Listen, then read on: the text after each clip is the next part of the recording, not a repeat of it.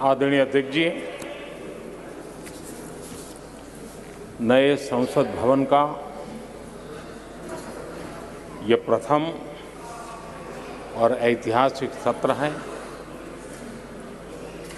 मैं सभी माननीय सांसदों को और सभी देशवासियों को बहुत बहुत शुभकामनाएं देता हूं। आदरणीय अध्यक्ष जी, आज प्रथम दिवस के प्रथम सत्र में नए सदन में आपने मुझे बात रखने के लिए अवसर दिया है, इसलिए मैं आपका बहुत बहुत आभार व्यक्त करता हूं। इस नए संसद भवन में मैं आप सभी माननीय सांसदों का भी हृदय से स्वागत करता हूं। ये अवसर कई मायनों में अभूतपूर्व है। आजादी के अमृत काल का ये उषा काल है और भारत अनेक सिद्धियों के साथ नए संकल्प लेकर के नए भवन में अपना भविष्य तय करने के लिए आगे बढ़ रहा है। विज्ञान जगत में चंद्रयान 3 की गगनचुंबी सफलता हर देशवासी को गर्व से भर देती। भारत की अध्यक्षता में G20 का असाधारण आयोजन विश्व में इच्छित प्रभाव, इस अर्थ में ये अद्वितीय उपलब्धियां हासिल करने वाला एक अवसर भारत के लिए बना। इसी आलोक में आज आधुनिक भारत और हमारे प्राचीन लोकतंत्र का प्रतीक नए संसद भवन का शुभारंभ हुआ है। सुखद संयोग है कि ये गणेश चतुर्थी का शुभ दिन है।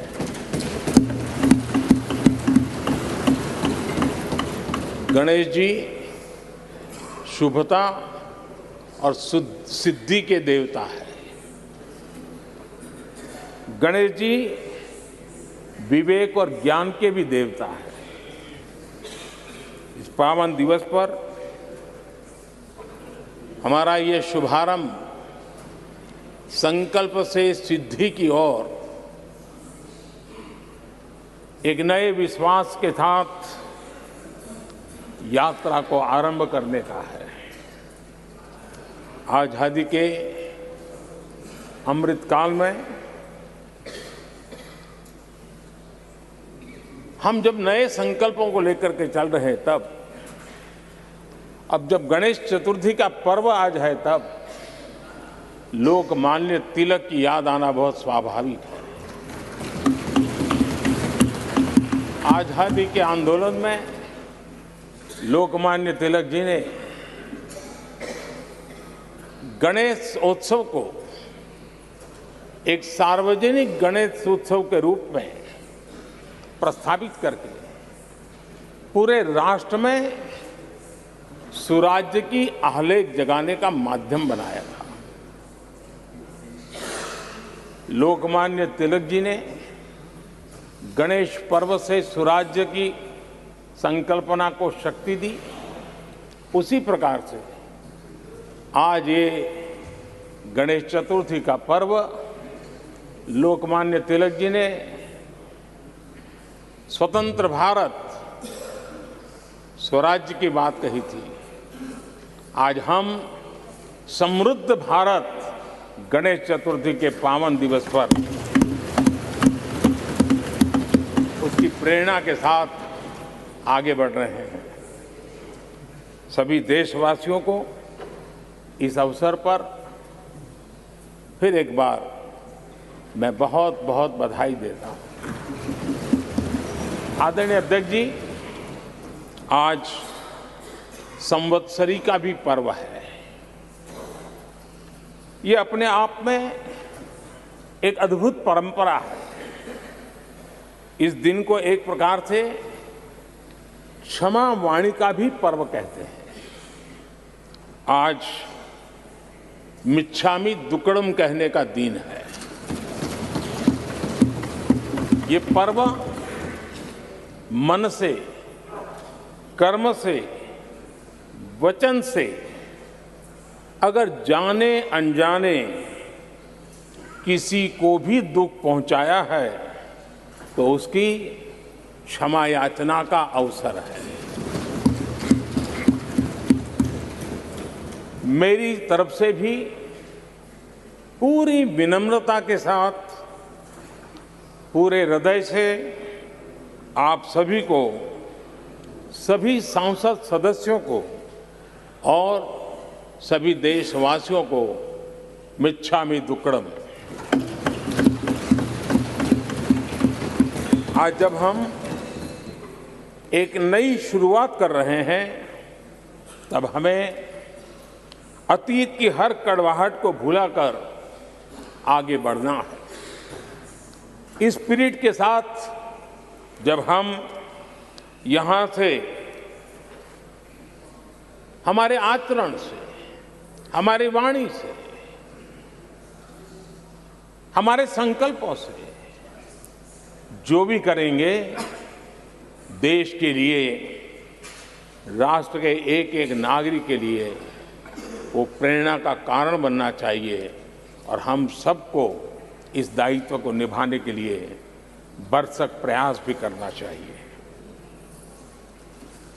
आदरणीय अध्यक्ष जी, ये भवन नया है, यहां सब कुछ नया है, सारी व्यवस्थाएं नई हैं।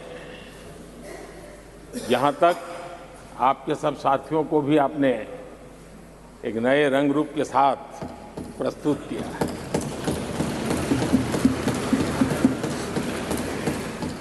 सब कुछ नया है, लेकिन यहां पर कल और आज को जोड़ती हुई एक बहुत बड़ी विरासत का प्रतीक भी मौजूद है। वो नया नहीं है, वो पुराना है और वो आजादी की पहली किरण का स्वयं साक्षी रहा है जो आज अभी हमारे बीच उपस्थित है। वो हमारे समृद्ध इतिहास को जोड़ता है और जब आज हम नए सदन में प्रवेश कर रहे हैं, संसदीय लोकतंत्र का जब ये नया गृह प्रवेश हो रहा है तो यहां पर आजादी की पहली किरण का साक्षी जो आने वाली पीढ़ियों को भी प्रेरणा देने वाला है, वैसा पवित्र सेंगोल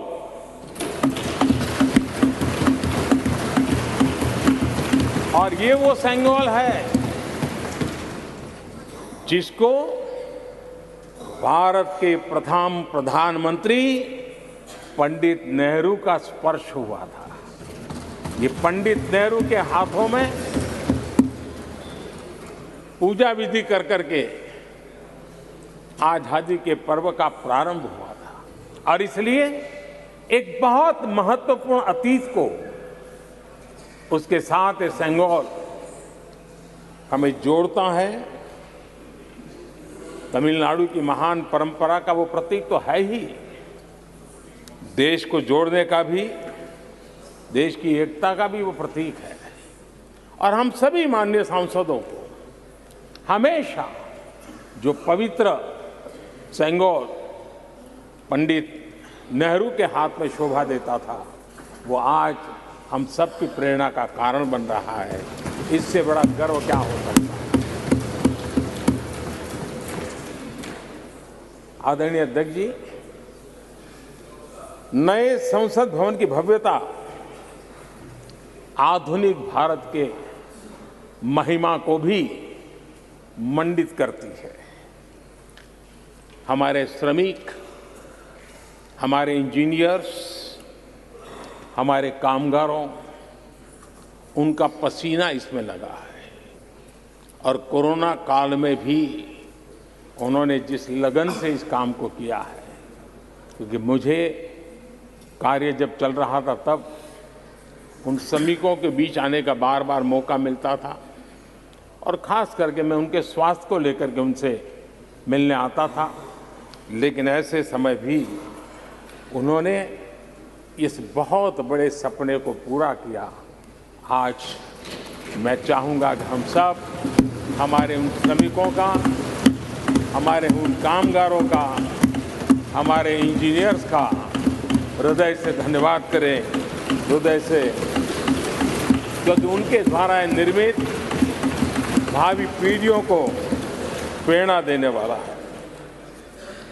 और 30,000 से ज़्यादा श्रमिक बंधुओं ने परिश्रम किया है, पसीना बहाया है इस भव्य व्यवस्था को खड़ी करने के लिए और कई पीढ़ियों के लिए ये बहुत बड़ा योगदान है। माननीय अध्यक्ष जी, मैं उन श्रमयोगियों का नमन तो करता ही, लेकिन एक नई परंपरा का प्रारंभ हो रहा है, इसका मुझे अत्यंत आनंद है।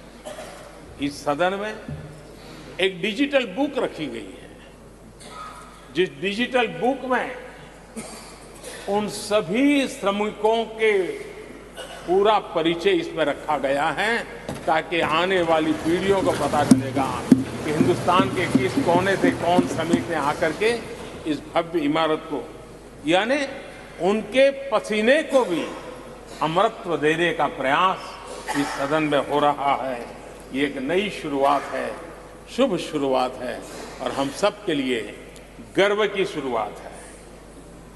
मैं इस अवसर पर 140 करोड़ देशवासियों की तरफ से, मैं इस अवसर पर लोकतंत्र की महान परंपरा की तरफ से हमारे इन श्रमिकों का अभिनंदन करता हूं। आदरणीय अध्यक्ष जी, हमारे यहां कहा जाता है यत् भावो तद् भवति, और इसलिए हमारा भाव जैसा होता है वैसे ही कुछ घटित होता है। यत् भावो तद् भवति, और इसलिए हम जैसी भावना करते हैं और हम जैसी भावना करके प्रवेश किया है, मुझे विश्वास है भावना भीतर जो होगी हम भी वैसे ही खुद भी बनते जाएंगे और वो बहुत बड़ी स्वाभाविक है। भवन बदला है, मैं चाहूंगा भाव भी बदलना चाहिए, भावना भी बदलनी चाहिए।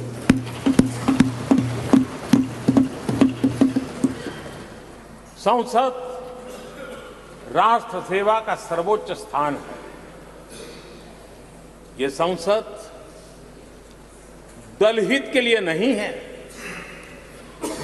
हमारे संविधान निर्माताओं ने इतनी पवित्र संस्था का निर्माण दलहित के लिए नहीं, सिर्फ और सिर्फ देश हित के लिए किया।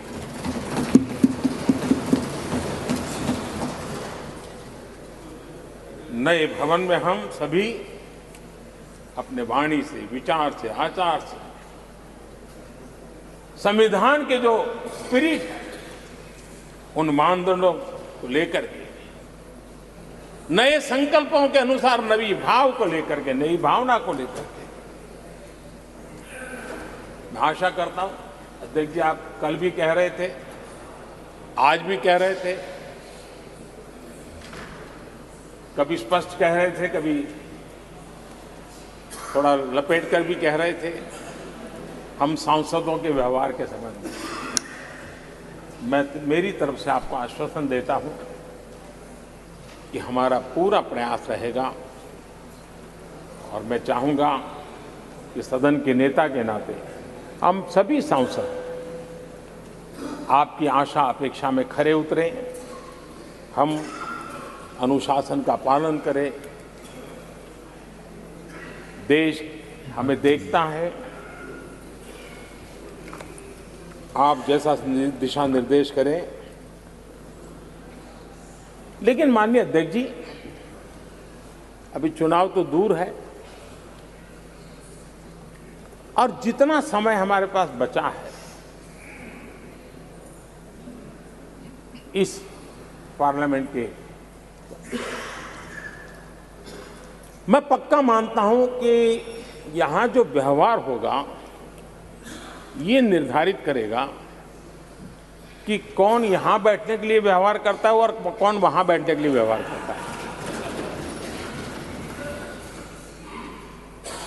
जो वहां ही बैठे रहना चाहता है उसका व्यवहार क्या होगा, और जो यहां आकर के भविष्य में बैठना चाहता है उसका व्यवहार क्या होगा, इसका फर्क बिल्कुल आने वाले महीनों में देश देखेगा और उनके बर्ताव से पता चलेगा, ये मुझे पूरा विश्वास है।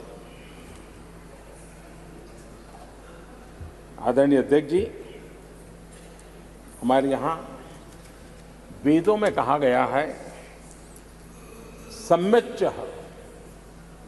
सव्रता भूत्वा वाचम वदत भद्रया, अर्थात हम सब एक मत होकर, एक समान संकल्प लेकर कल्याणकारी सार्थक संवाद करें।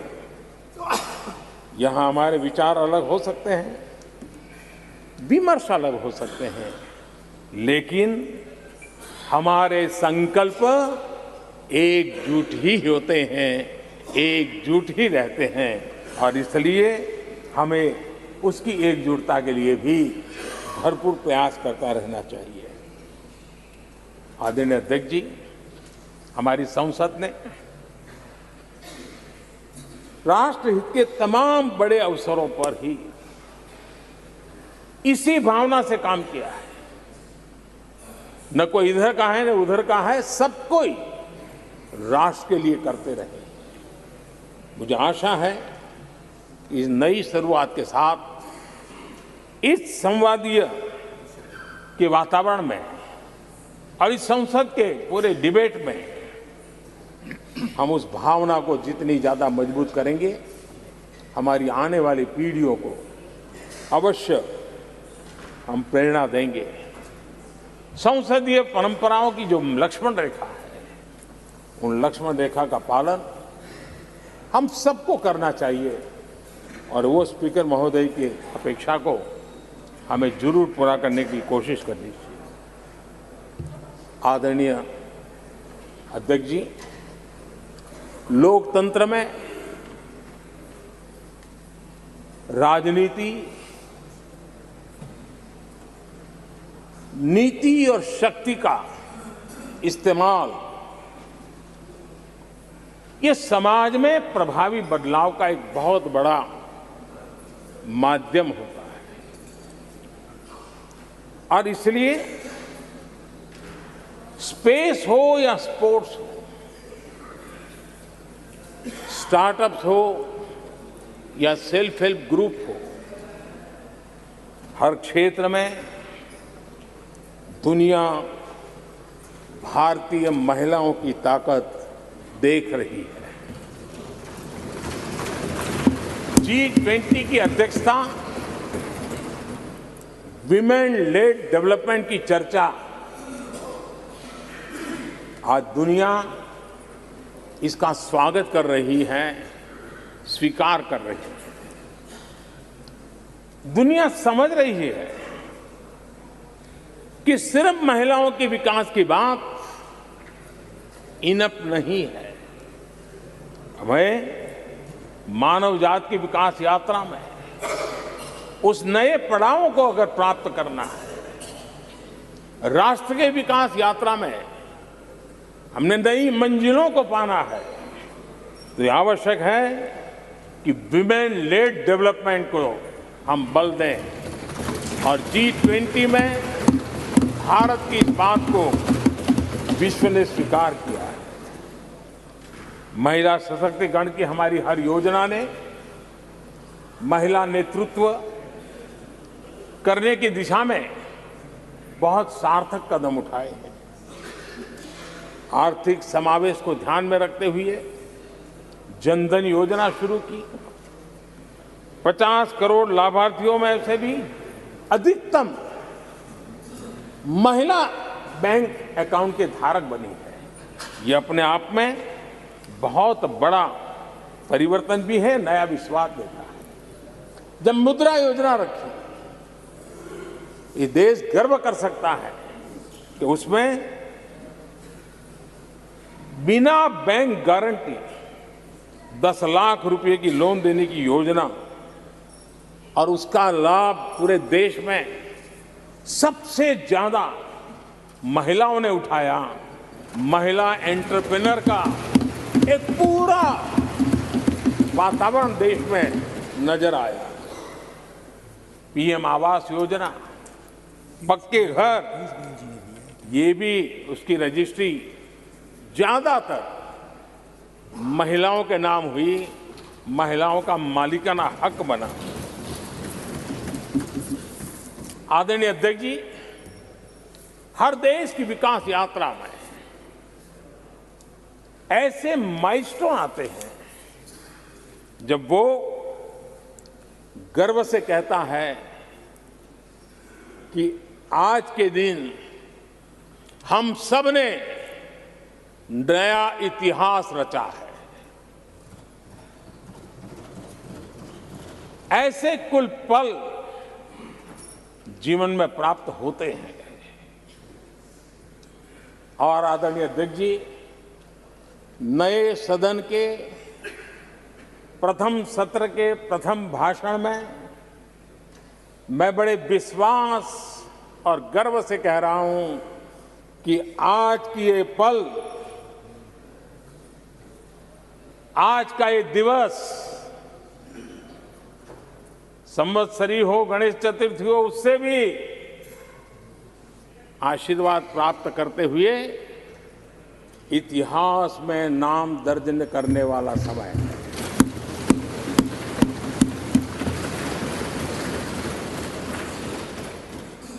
हम सबके लिए पल गर्व की पल है। अनेक वर्षों से महिला आरक्षण के संबंध में बहुत चर्चाएं हुई हैं, बहुत वाद विवाद हुए हैं।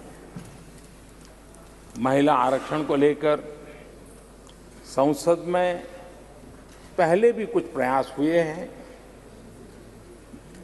1996 में इससे जुड़ा बिल पहली बार पेश हुआ था।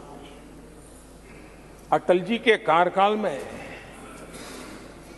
कई बार महिला आरक्षण का बिल पेश किया गया, कई बार, लेकिन उसे पार कराने के लिए आंकड़े नहीं जुटा पाए और उसके कारण वो सपना अधूरा रह गया। महिलाओं को अधिकार देने का, महिलाओं की शक्ति का उपयोग करने का वो काम, शायद ईश्वर ने ऐसे कई पवित्र काम के लिए मुझे चुना है।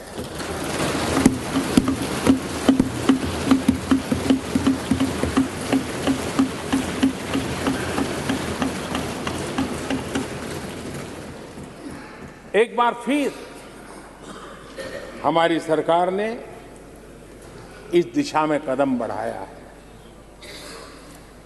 कल ही कैबिनेट में महिला आरक्षण वाला जो विधेयक है उसको मंजूरी दी गई है।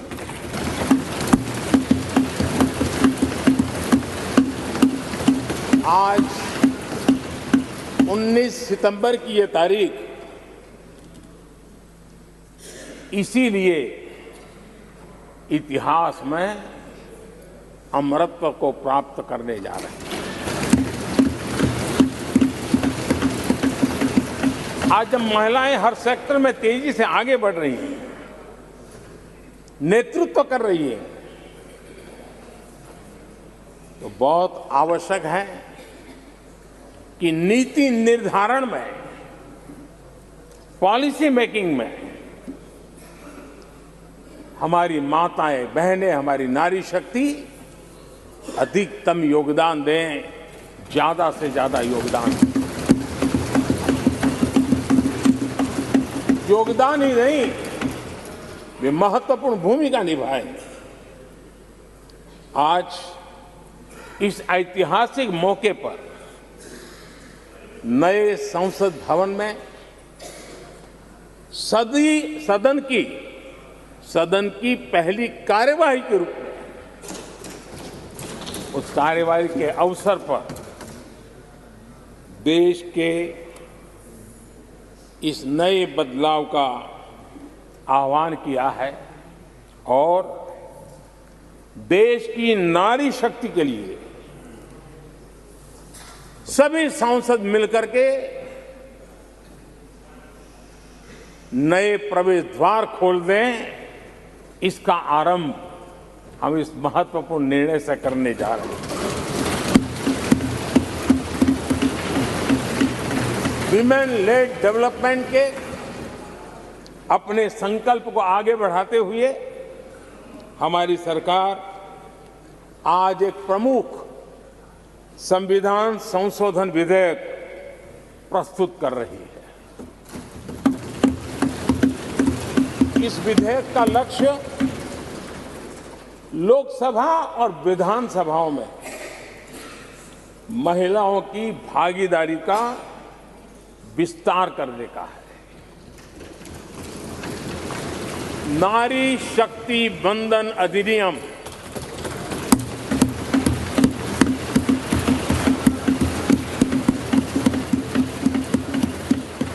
नारी शक्ति बंधन अधिनियम इसके माध्यम से हमारा लोकतंत्र और मजबूत होगा। मैं देश की माताओं, बहनों, बेटियों को नारी शक्ति बंधन अधिनियम के लिए बहुत बहुत बधाई दूंगा। मैं सभी माताओं, बहनों, बेटियों को आश्वस्त करता हूं कि हम इस बिल को कानून बनाने के लिए संकल्पबद्ध है।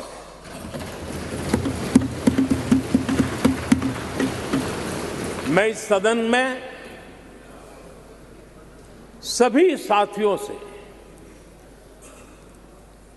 आग्रहपूर्वक निवेदन करता हूं, आग्रह भी करता हूं और जब एक पावन शुरुआत हो रही है, पावक विचार हमारे सामने आया है, तो सर्वसम्मति से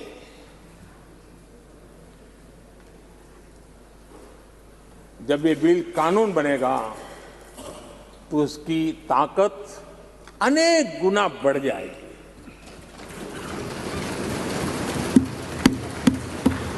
और इसलिए मैं सभी माननीय सांसदों से, दोनों सदन के सभी माननीय सांसदों से इसे सर्वसम्मति से पारित करने के लिए प्रार्थना करते हुए आपका आभार व्यक्त करता हूं। इस नए सदन के प्रथम सत्र में मुझे आपने मेरी भावनाओं को व्यक्त करने का अवसर दिया।